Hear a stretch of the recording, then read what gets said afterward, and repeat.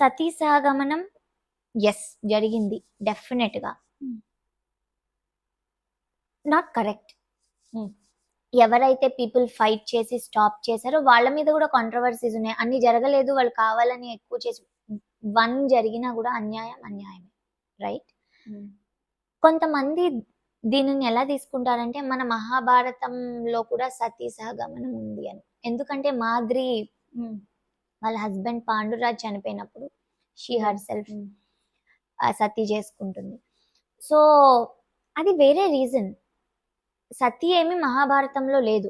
ఆవిడ సొంతంగా ఆవిడంతట ఆవిడ గిల్ట్తో నా వల్ల నా హస్బెండ్ చనిపోయాడని తన డెసిషన్ తీసుకొని అది ఆవిడ చేస్తుంది. చాలా మంది వద్దని చెప్తారు, బట్ ఆవిడ వినరు అన్నమాట.